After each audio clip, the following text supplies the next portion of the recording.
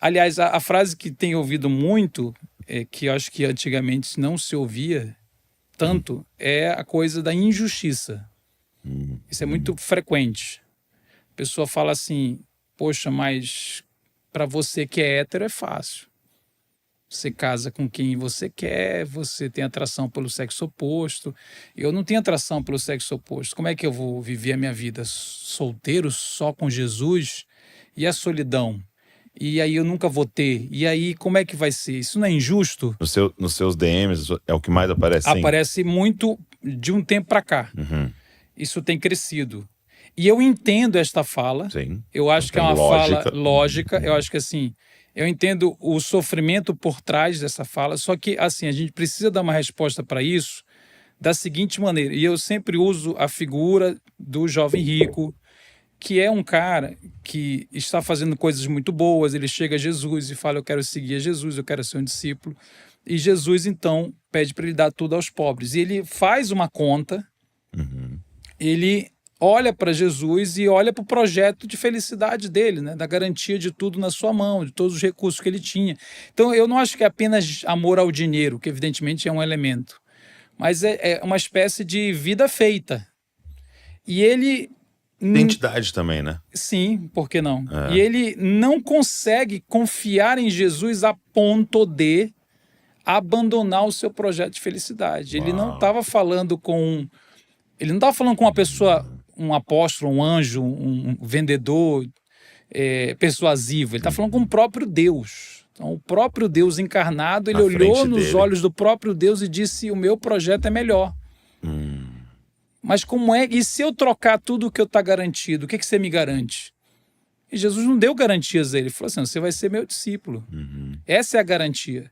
Então, quando a pessoa diz assim, poxa, eu vou ter de abandonar o meu projeto de felicidade, é como se ela dissesse, se eu casasse com quem eu quisesse, se eu tivesse quem eu quisesse, do jeito que eu quisesse, da maneira que eu quisesse, eu ia ser tão maravilhosamente feliz, pleno e maravilhoso, ia dar tudo certo. Mas Jesus veio e me atrapalhou.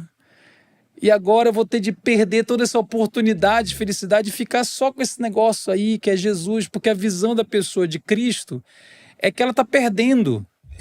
Porque ela confia mais no coração, ela confia mais na capacidade do seu próprio coração de construir um lugar de plenitude do que em Cristo. E aí é muito doido isso que você está falando, e eu acho que é muito importante para a pessoa que vem com as questões na sexualidade entender que isso é para absolutamente todo mundo, né? Mas aí vem aquela questão do hétero, né? Porque também tem uma ideia de que quem casou está livre da solidão. É difícil, às vezes é difícil fazer isso entendido por principalmente pessoas solteiras, né? Então, a ideia de que quem casou alcançou um nível necessariamente, alcançou um nível de companheirismo, comunhão, felicidade. E, cara, evidentemente que não. Tem muita gente sozinha, casada, que pioraram a vida casando, não por causa do casamento, mas depois que casaram, viveram coisas assim, muito ruins. Então, a ideia de que se casou, agora tem Jesus e mais o casamento, portanto, agora vai, é uma ideia também que a gente construiu como igreja, né? A gente e que se tornou até um ídolo, né? Exatamente. Então, eu entendo a fala. Eu não quero dizer assim, é tudo igual. Não é tudo igual, né? Claro que não é. As pessoas sofrem sofrimentos diferentes. Eu entendo a pressão, você chegar numa comunidade de fé e falar que tem atração pelo mesmo sexo, ou pessoas que têm trejeitos efeminados, homens, principalmente homens. Mulheres geralmente estão menos em evidência nesse sentido, apesar de também terem. Isso gera uma série de barreiras, eu concordo, e realmente adicional o estigma cultural com que se lida com isso, não é a mesma coisa da heterossexualidade. Só que eu sempre digo o seguinte, a sexualidade fácil é a do outro, né? A tua é difícil. A tua é difícil, porque a tentação vai vir para encaixar na cobiça do seu coração. Tiago 1, né? Vai encaixar de acordo com a cobiça de cada um. Então, o que te tenta, não me tenta. E o que me tenta, embora possa ser heterossexual, então é fácil. Não é fácil. De maneira nenhuma. Tanto é que tem tanto fracasso. com a pornografia, tanto fracasso com adultério, com a própria ideia do sexo antes do casamento é banalizado, porque as pessoas, muitos cristãos já simplesmente desistiram dessas ideias, entende? E porque elas não são simples de execução. Muito bom. Então, é um convite, gostei muito disso, é um convite a abandonar o meu projeto de felicidade e colocar completamente a minha confiança no Senhor. É perder a vida para salvar, né? Eu não sei, eu não dou conta, eu não consigo, eu preciso de um Salvador. E quem você confiar vai ser o Senhor, né? Então, se você confia no seu projeto, você vai ter tudo menos Cristo. Aí é que ter tudo menos Cristo, Não tem nada. Cristo olha para isso como vapor, como Eclesiastes, né? Como vaidade.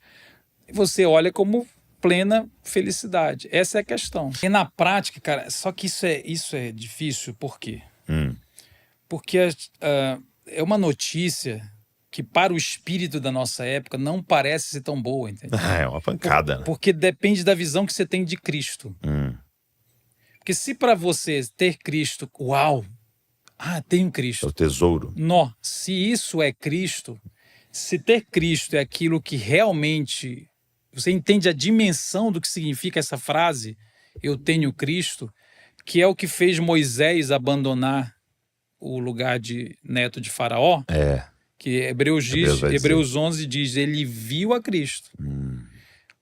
Por ele ver a Cristo, que o palácio... Ele considerou, inclusive o texto fala, desfrutar dos prazeres transitórios do pecado.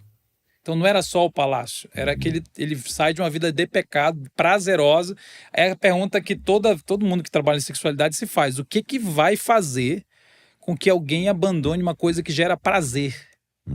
Mais prazer ainda. Exatamente. Então ele tem uma visão de Cristo. Ok. Então, na prática, é complicado, porque se a minha visão... Depende da minha visão de Cristo. A minha visão de Cristo é uma religião, tem que ir para a igreja, e eu viro crente. Vou trocar isso aqui para uma religião. Não vai, entendeu? Porque não é uma experiência que, caramba, os ídolos parecem muito parecidos, estão muito parecidos com Cristo. Se os ídolos estão parecidos com Cristo, assim, cara, tem uma coisa errada. E ali é mais barato? E ali, exatamente, é isso mesmo. Ali parcela. Exatamente. Então, assim, se os ídolos não são ridículos, e o que faz o ídolo se tornar ridículo? A visão de Cristo. A visão de Cristo. Moisés teve um vislumbre do que era Cristo e a sua recompensa, que é o texto que se usa, que é a palavra que se usa, e os ídolos se tornam ridículos. Então, se na sua vida, para quem está nos ouvindo, parece, sabe, você governar e Cristo governar, parecem coisas muito semelhantes, só que aqui é mais barato, tem alguma coisa errada com relação à sua visão do que significa ter Cristo. Muito forte.